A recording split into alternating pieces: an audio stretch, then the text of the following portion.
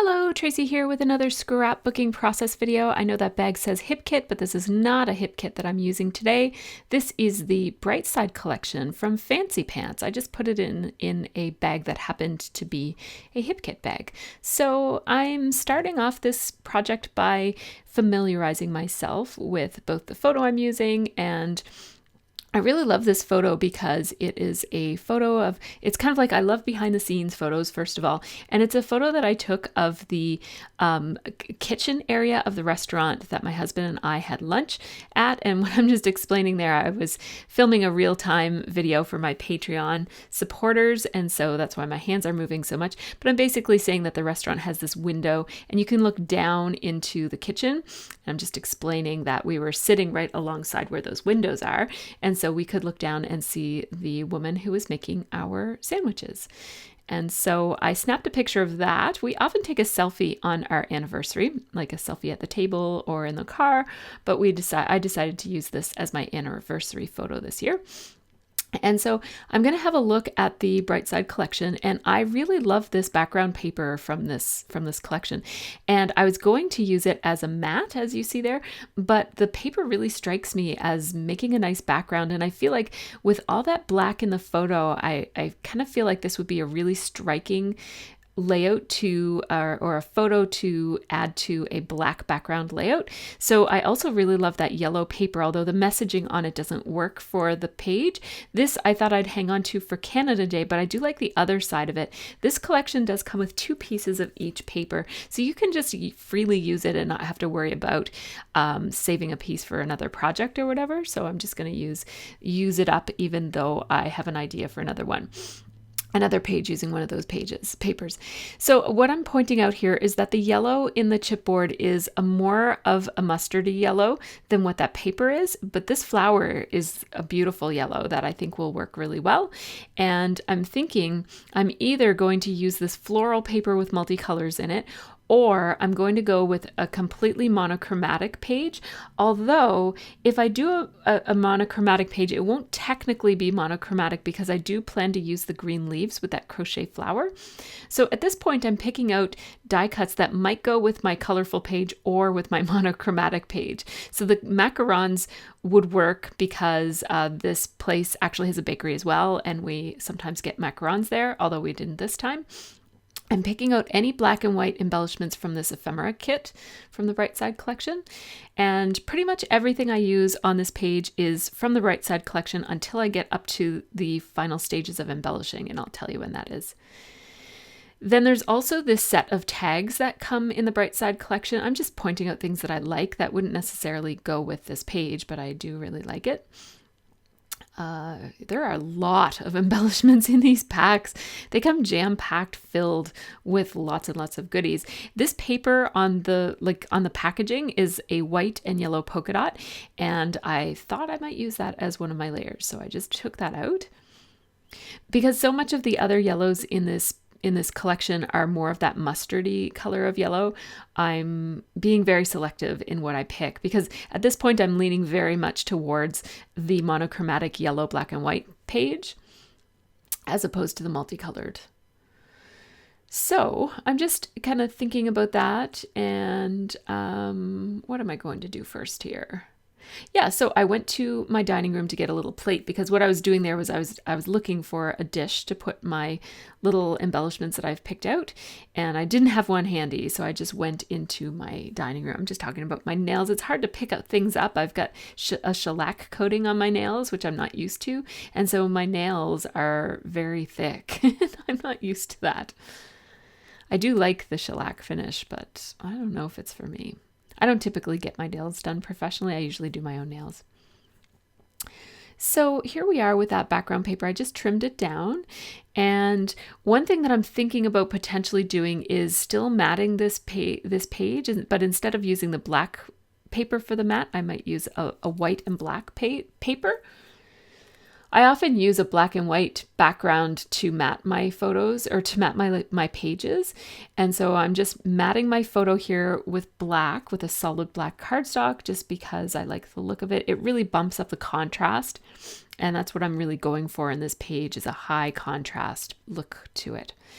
Now, when I use this yellow paper, see, there you go. I want to mat the whole thing in white and black. So usually I'll use a lighter colored background and then I'll put a black and white mat around the outside that's mostly black with white accents, or just plain black. But in this case, I'm using a dark colored background. So I'm going to mat the whole thing in a white pattern with a tiny bit of black on it.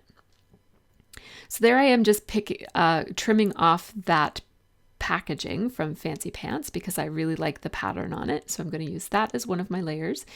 And I just offset the photo from it a little bit just for a little bit of extra interest. And I'm being careful to trim this yellow paper such that you can't see the message on it. It says the look on the bright side all over it. And if you really look closely, you can still see that it says that, but it's not central to my message. It's actually kind of off of my message. And so it's not something that I necessarily want to emphasize.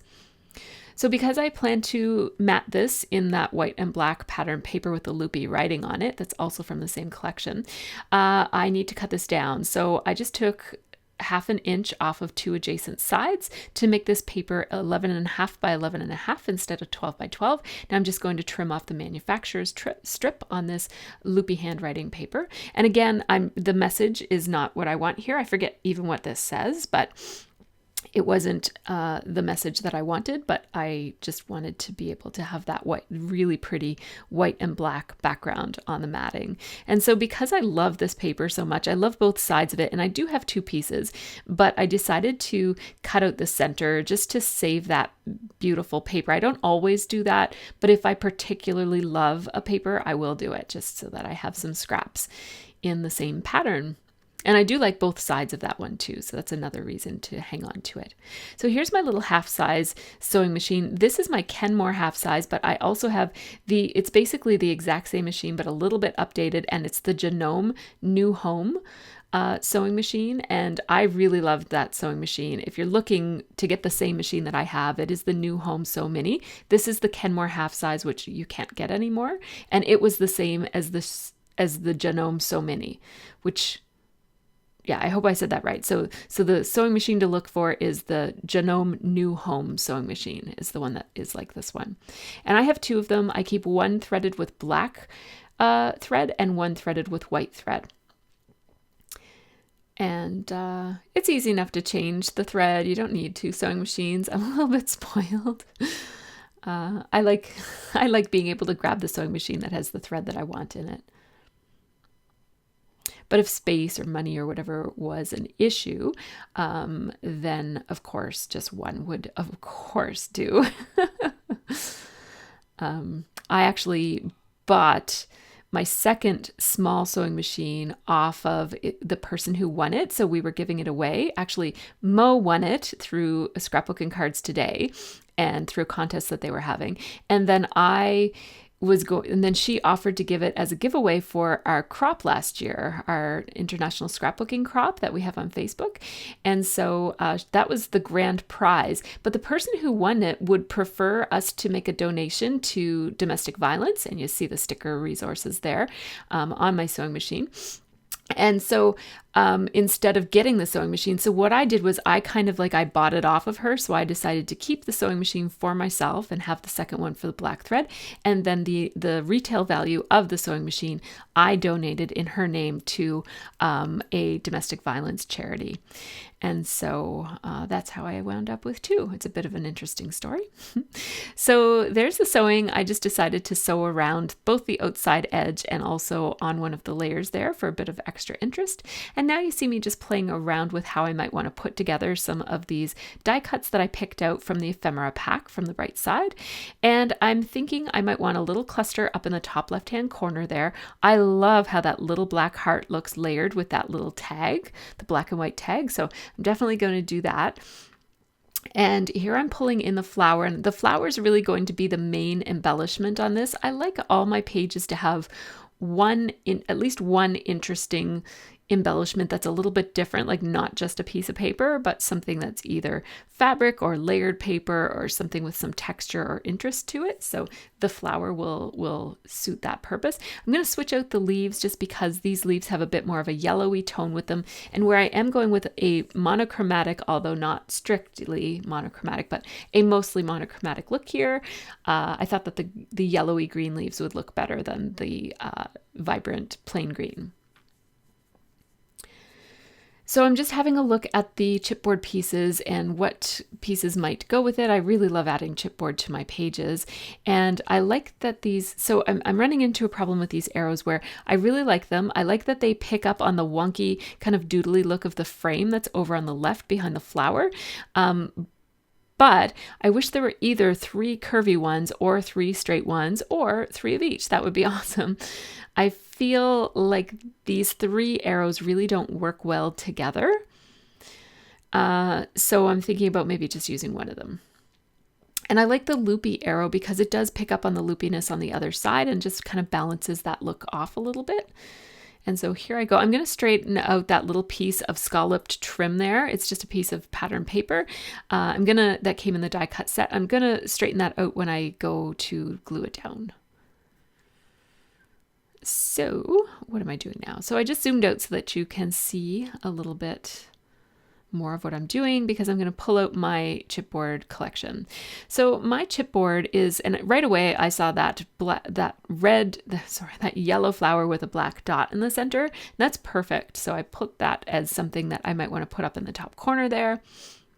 And this Maggie Holmes, that flower really mirrors the other flower, but it's a completely different style. So I'm not going to use it. And also I don't really want 2 flowers. I just want 1.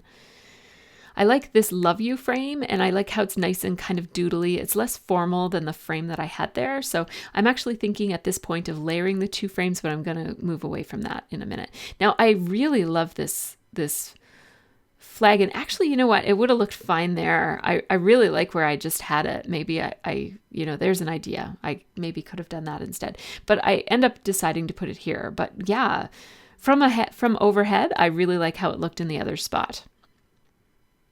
So now, if that flag is up there, I feel like I don't want too many things up there. So that allows me to bring this other tag down.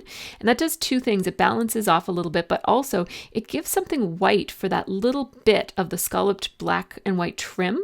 To see how when that tag isn't there, that trim piece gets missing, like that last little edge that I left sticking out on the right-hand side. It gets lost on the black background. So having some white behind it really helps. And then I can put the other labely thing right behind the flower just to anchor it a little bit on the page. It doesn't really need it, but I like it. It's a little extra look. So now I'm going to look for other embellishments that I can just spread around this page and reinforce my color scheme here is mainly what I'm looking for. So yellow, black, and white are what I'm pulling out of my chipboard collection. And I just keep my chipboard in this tray, and it's really not very organized and it's not very good. It doesn't work very well for me, so I'm thinking about starting to store my chipboard the same way I store my die cuts. So I store my die cuts by color. I just separate every pack of die cuts that I get when I'm finished using them as a collection. I switch them into, and I sort them by color, and I keep them in those little 4x6 little photo cases. And I have a whole bunch of those photo cases, and I have lots left. So what I might do is use those and sort out my chipboard. It will mean...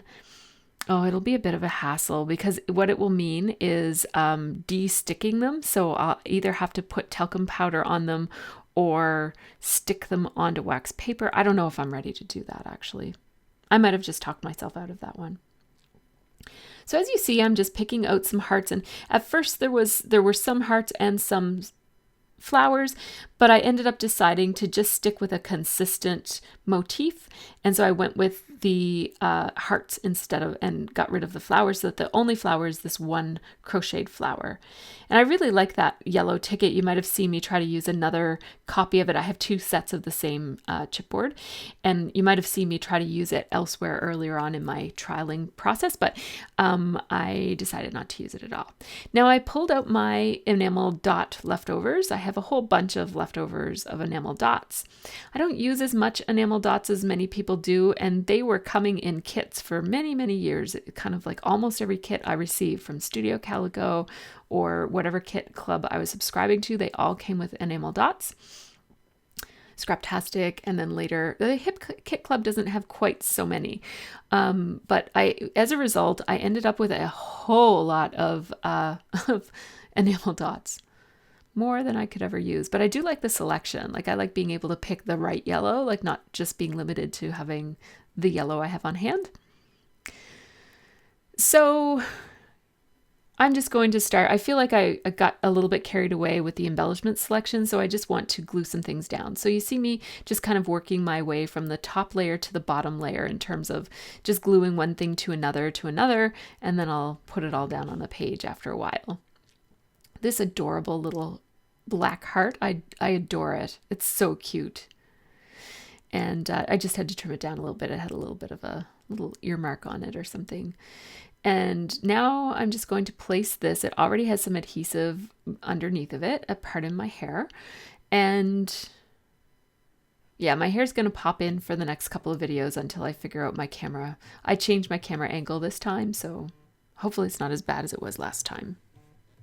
So I'm just adding some twine to that tag. I really love that triangular, it's not really a triangle, but that kind of chunky looking tag. It's quite a, it gives a nice twist on a tag to have a slightly different shape. Now I cut that off just because that trim was sticking out a little bit too far, just to give me a little bit more white on the end of it, just to emphasize that it's there. And yeah, I did want some of that trim to stick out on the right hand side. Like I didn't want it to just disappear under the love tag and not under that love chipboard and not kind of reappear on the other side. I like to do that with my embellishments, especially long, narrow ones. And now I'm just gluing the flower to the die cut label.